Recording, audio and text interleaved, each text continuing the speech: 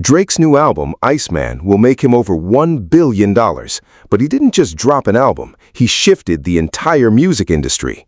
3 albums, 43 songs, and 17 music videos in one night, and the internet is still trying to catch up. While everyone is talking about the bars or the disses, the real story is what's happening behind the scenes.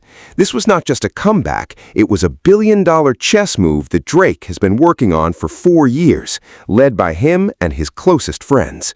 I'm going to break down the entire business in 5 phases. Phase 1 was analyzing his current deal. In 2022, Drake signed a max contract in his own words, but let's break down the clear differences between his old contract and the one he signed in 2022. There is always mass confusion about what Drake owns versus what he doesn't own. The purpose of this breakdown is to clarify that and provide publicly available details about his contract.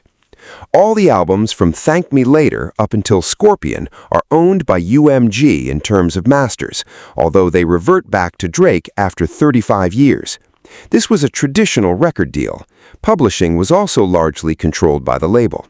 Drake received an advance for these albums, though the exact amount is undisclosed. When it comes to touring, merch, and other revenue streams, those were likely structured under a 360 deal. After Scorpion, Drake signed a massive new deal that changed how he did business with the label. If you look at the credits on these albums, Cash Money is no longer present. These projects are licensed directly to UMG. This means Drake owns the music, UMG licenses it, and once the deal is over and Drake recoups the money, he will leave with his masters for these albums. He also retains publishing rights. We do know the advance for this set of albums was $400 million, which was allegedly recouped within 1 to 2 years. While many people believe Drake loved this deal, it appears he later realized there were better options available. After that, he attempted to speed up the process and exit the deal in any way possible. There were also hints in his lyrics that may have reflected this situation. Lines about Lucian were previously interpreted as flexes, suggesting a close relationship, but in hindsight, they may have indicated something different, possibly frustration that he couldn't renegotiate or exit the deal. Another line comparing him and Lucian to Kobe and Shaq also stands out. Kobe and Shaq built a dynasty, but it ended when both could no longer coexist in the same structure, as both believed they deserved to be the central figure. This may reflect Drake's own situation and dissatisfaction with the deal. Over time, there were signs things were reaching a breaking point. Even text messages showed Drake complaining about touring and needing a break. However, he continued releasing music and touring afterward, suggesting he was working through obligations tied to the label. Then, in 2023, Drake made a public announcement saying he needed to focus on his health, specifically mentioning stomach issues and taking time to recover. Shortly after this, he entered a period that would change his trajectory for the next 3 years. Not only did he enter a battle with Kendrick Lamar, but also a business battle with his label. During this time, Drake was negotiating a new record deal, and it was later suggested through family matters that he and the label could not agree on the dollar amount. This confirmed that he understood his contract situation and was unhappy with it. So how did he move into the next phase of his plan? Phase 2, get out of the deal. After Not Like Us, Drake became certain he couldn't trust the label, not with money and not with business. They wouldn't release him and wouldn't meet his demands. While the track may have been part of the public battle, it also intensified an already ongoing conflict with UMG. Eventually, Drake filed a lawsuit. While many people debated whether it was about Kendrick Lamar or the song, it was actually fuel added to an already burning situation. The lawsuit gave Drake the ability to audit the label and review his contract in detail. The information he gained from this process helped him move into Phase 3, figuring out not just how to get out of the deal, but how to execute the plan precisely. In 2024, Drake began planning a full rollout coded within his Fanina plot twist. An initial Instagram post allegedly outlined everything from album names to themes and colors. Creators like Face on 1010, Apox, licensed Drake, Driver, What's the Dirt, and others decoded these clues, but few anticipated what would actually happen. Many believed the recurring colors, blue, red, and green, were coincidences or aesthetic choices. However, they may have been part of a larger coded strategy tied to the rollout. Looking back at the timing of posts and visuals, it appears none of it was random. These elements connected to the Iceman rollout and potentially even the lawsuit itself.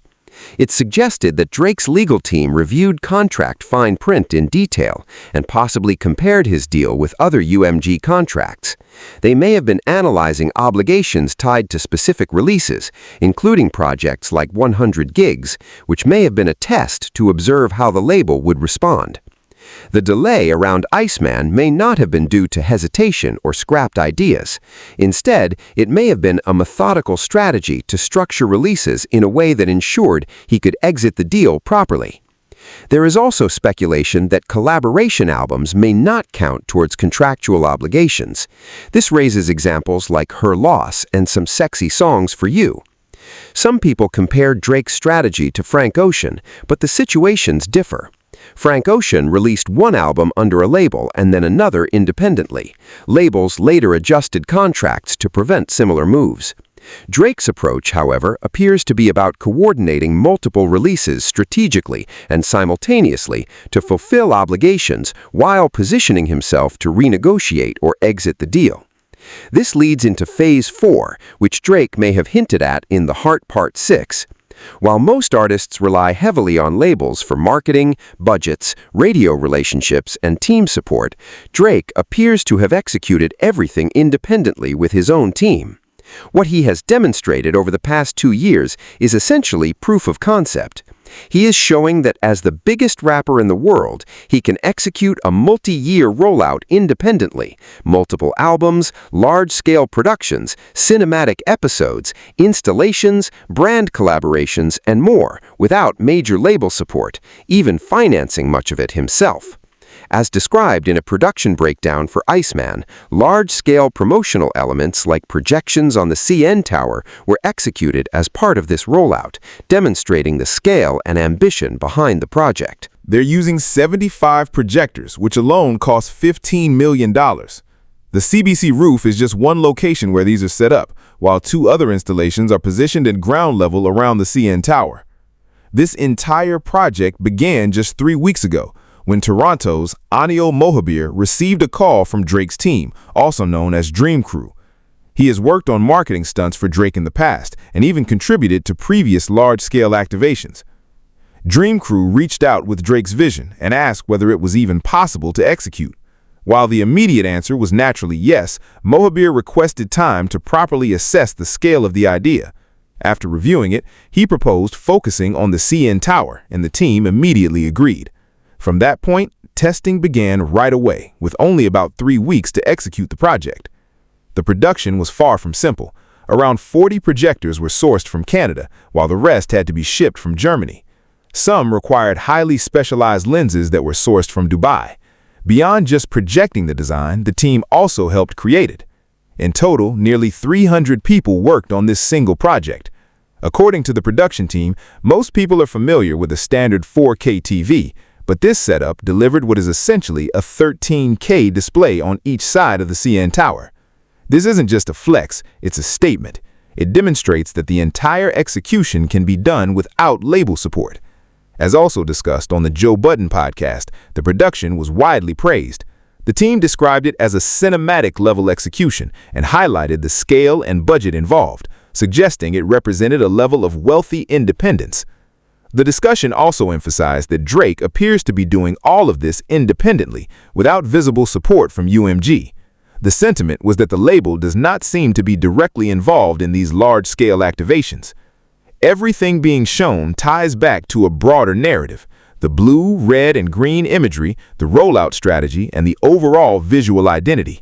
This is not just about a rapper, it is about the label, the contract, and what he believes he deserves. This image of the blue, red, and green hard job has become central to the entire rollout. It represents the culmination of years of planning and execution. According to the narrative, Drake has already figured out how to get out of the deal.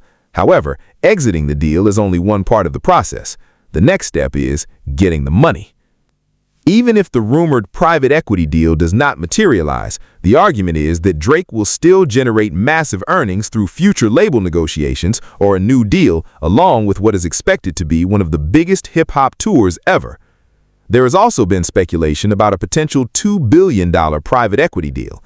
In a traditional label deal, artists gain access to radio, marketing infrastructure, and industry relationships in exchange for advances. However, a private equity deal would instead rely on financial backing from investors, without those traditional label services. This is why, according to the narrative, everything over the past 2 years may have functioned as a proof of concept. It demonstrates that he can operate without a major label, using his own team and resources to execute large-scale marketing and production. With this positioning, he would be entering negotiations with significant leverage, controlling his past work, future output, and independent infrastructure, setting up what could be one of the most significant music business moves ever seen.